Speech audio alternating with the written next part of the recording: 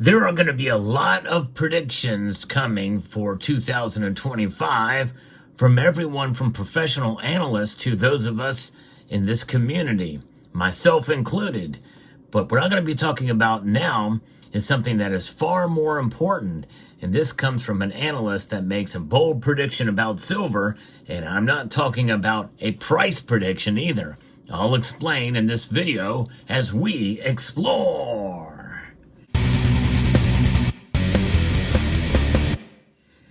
Silver has had a very good 2024. There's no question about it, even with the latest pullback. But what's it going to mean for the price in 2025? Well, we're going to get there. Stay tuned to this channel. I'm going to be talking about that too. But no matter what kind of advice or what kind of prediction is out there, you have to make your own decision as to whether or not you think silver is a good move for you in 2025. I've always been of the feeling that it is a good idea to buy silver when the prices are low, and to make a buy on the dips, but always make that decision from within your budget with discretionary income. It's good to have a wealth and savings outside of the system. My friends at Summit Metals, well, they sell silver, but they also sell gold as well. And they have these little wallets, which are really, really cool. They're made of metal, but they're extremely light. And I'm in the process of adding another bar to this wallet here. I've got one in order that'll be coming in time. But yes, indeed, Summit Metals, a great company, and summitmetals.com. So check them out. Now, what is this analyst saying about 2025? Well, her name is Malia Bengali. And it's pretty amazing what she is saying here, because she doesn't talk about the price of silver at all. And usually that's what happens with some of these analysts. They give a price prediction. But she says that silver will be the top commodity pick for 2025 as money printing accelerates, according to thestreet.com. Now, that is a prediction in a whole new arena, I believe. Rather than price, we're talking about what's going to be the top pick as a commodity. Now, obviously, if it's going to be the top commodity for 2025, it probably means the price is going to go up. Let's get into what her reasoning is here with this piece, and we'll give another piece of evidence that I think could hold credence to her view as to what silver could do in 2025. We will see a very delicate balancing act between higher growth, lower fiscal spending and deficits, and containing inflation. It's a rather tall order as it assumes that everything will go superbly well, such that the economy can keep humming along without any risk to inflation or growth. If history is any guide, we know that it is never the case. We all know the U.S. debt is on an unsustainable fiscal path. Over the last 100 days, we have added yet another $1 trillion to the total figure, and there is no stopping that for now. As Donald Trump gets into the White House, it remains to be seen what Elon Musk and Vivek Ramaswamy can achieve. But their target of getting rid of $2 trillion in government spending will not be as easy as first suggested. The view is that U.S. productivity will take a big leap, big enough to offset the negative impact from a lower fiscal spend while reducing the debt to GDP ratio and retaining the ability to service that debt. That level of productivity can be achieved in the future, but in the very near term, debt is a real concern, and the U.S. economy has not been able to function over the past few years without the extra liquidity injections. Well, so far, this really doesn't have much to do with silver, but I think she's making an overall point here that it is somewhat tied because what feeds inflation? And inflation feeds silver in due course. Now, it takes a while. In fact, as I record this video, silver has pulled back even more than we've seen since Donald Trump got elected. But nonetheless, there is some recovery happening, and so we'll see what happens if we can end the year with $30 silver again. I kind of hope so, but you never know. But the lower it is, really it provides an opportunity in the commodity space. And, when you invest in silver, well, that's those in the stock market who are doing the paper trades, they look at it as an investment. Nonetheless, something is bound to snap next year, and that may be inflation. The Fed is nowhere near achieving its 2% target on inflation, with the last month averaging closer to 3.3% year over year, and it has been showing signs of being rather sticky over the past few months. Despite this, the Fed has cut rates by now 100 basis points after the latest debt or lowest interest rate cut that we just saw. If one were to look for the federal funds rate over the nominal GDP rates are not restrictive at all. In fact, one can argue that the Fed has been quite accommodative. Of course, what we saw with the Federal Reserve Jerome Powell saying, Federal Reserve Chair Jerome Powell saying that next year they're going to cut their rate cuts in half. In other words, they're only going to cut 50 basis points rather than 100 basis points, which was the original calculus for the Fed in next year. But let's take a trip back in time here and see what was happening with spending back then as far as bailouts. Back in 2008, the U.S. Central Bank printed about $150 billion to resolve the Lehman crisis. And during COVID, it was printing $150 billion a day to support the markets after the shutdowns. The next time a crisis comes, the amount of money that will need to be printed will be multiples of what we have seen in the past, just to keep it afloat, because it's inflation on top of inflation, and more spending needs to feed that. And look at the interest we're paying on the debt as well. It's all like just a snowball effect, essentially. Each dollar printed is giving back a lot less than before, that's for sure. You've seen me make this this analogy before. When you take a look at this dollar, if I can find my other dollar here, this dollar here, which is the one that I show in most of my videos, it was probably printed, around 2019, 2020. This series here, which is 2017, is the series. It doesn't mean that's the date that the bill was printed. But this bill is a couple of years old. That's the point. It was worth a whole lot more when it was printed than this dollar is today. This dollar today is down from the time that this dollar was printed by double digits. That's right. This dollar worth a whole lot less than it was then. That's for sure.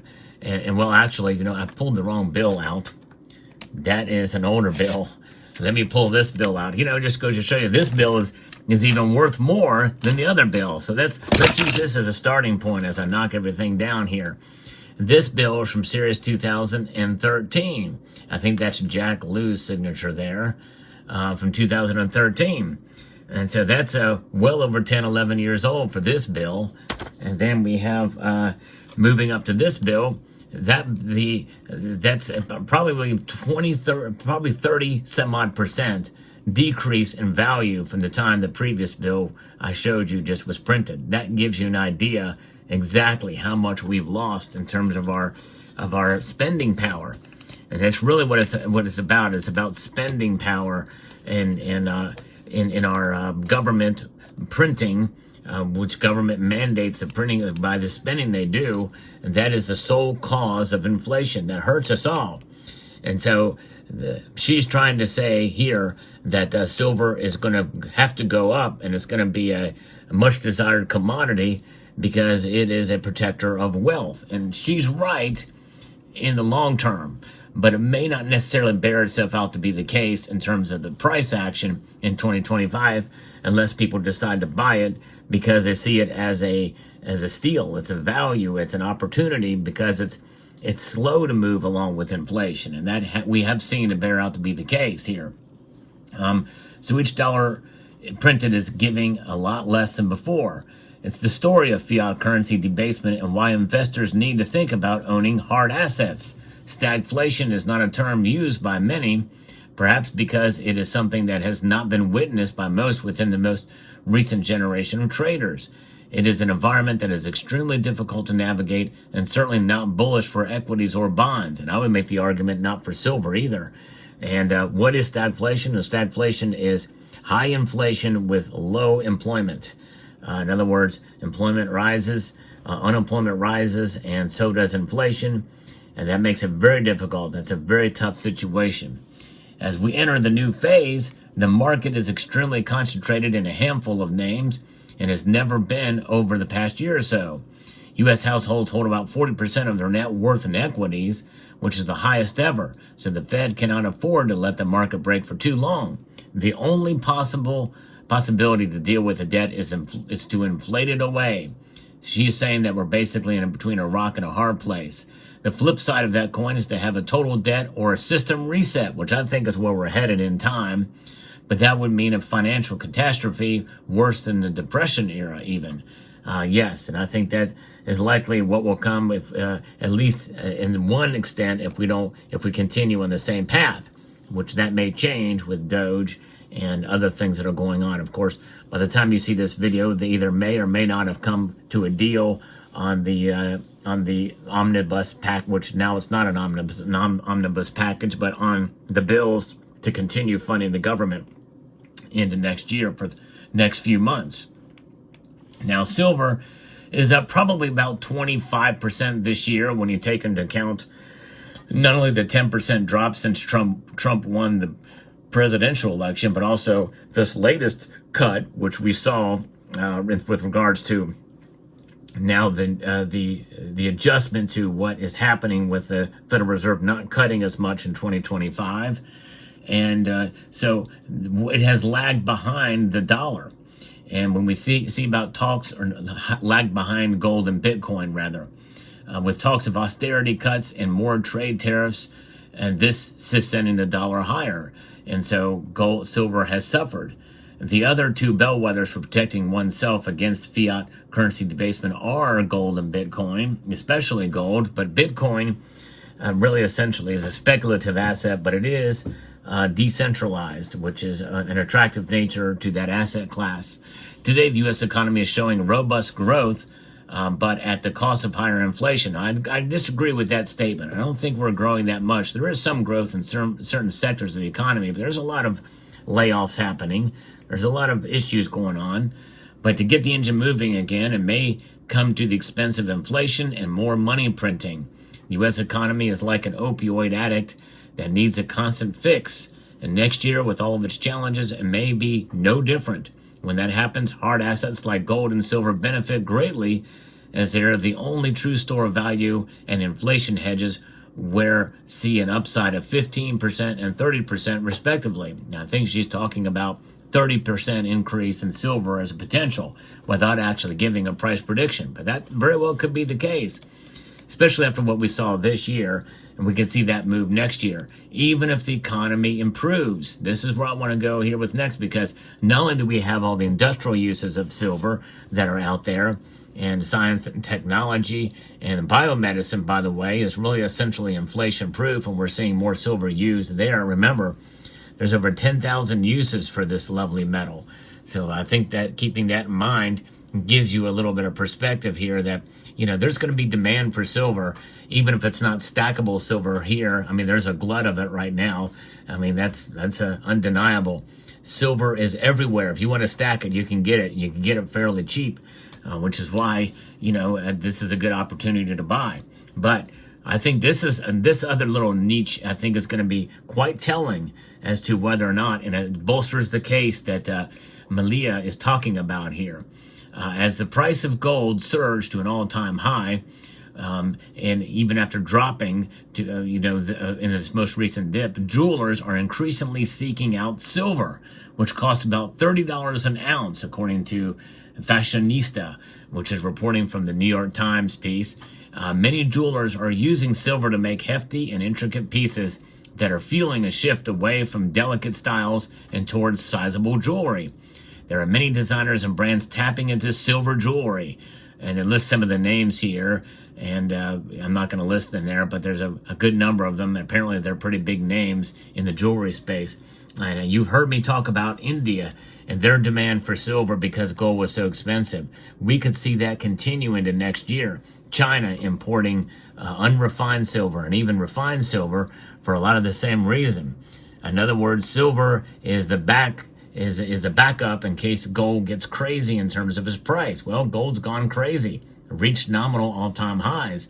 In fact, in 2025, it is quite possible we could see silver reach a real all-time high. We're talking above $3,300 an ounce. It's a possibility. I'm not saying it's going to happen, but that is a real possibility. We'll see how it plays out. So there you have it. Let me know what your thoughts are down in the comment section below. Hope you found this video informative, insightful, and educational. I would like to extend a multitude of gratitude to each and every one of you for taking the time to watch, and to encourage you to please rate, share, comment, and subscribe.